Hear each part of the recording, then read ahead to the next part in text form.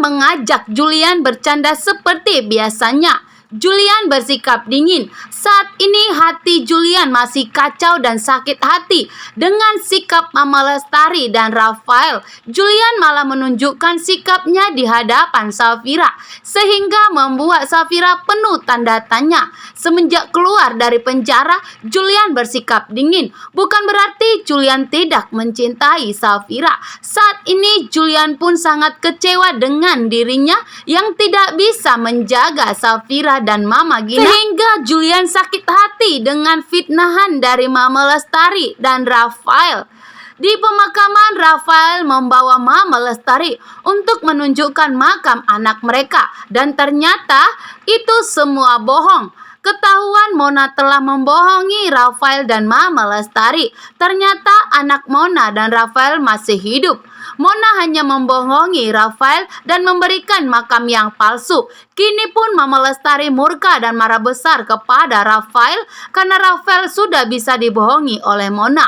Mama Lestari mengatakan saat ini bahwa Rafael harus mencari di mana keberadaan anak mereka.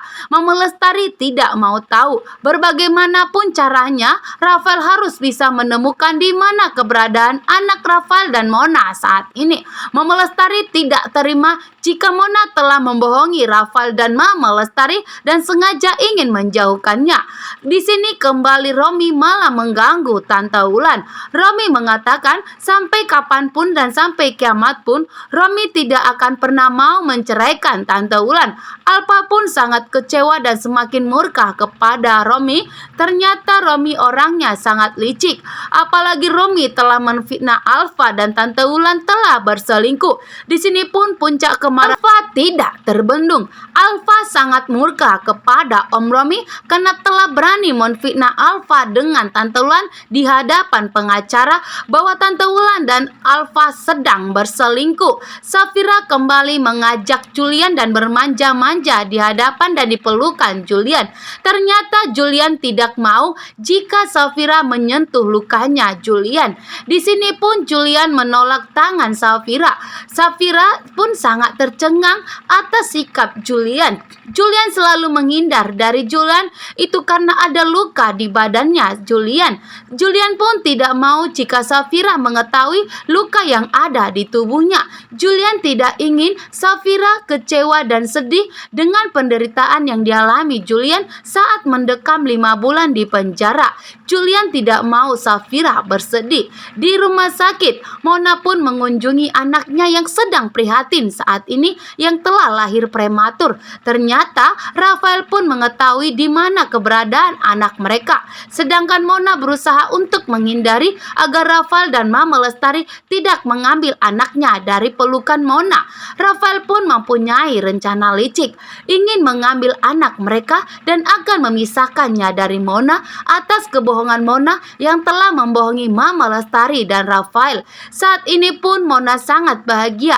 Akhirnya anaknya mulai membaik. Tapi Mona tidak mengetahui bahwa Rafael mempunyai rencana licik dan Rafael mengetahui bahwa anak mereka ternyata masih hidup. Maka Mona akan siap-siap berpisah dari anaknya karena Rafael sudah mengetahui di mana keberadaan anaknya saat ini dan akan segera mengambil anak Mona dari sisinya.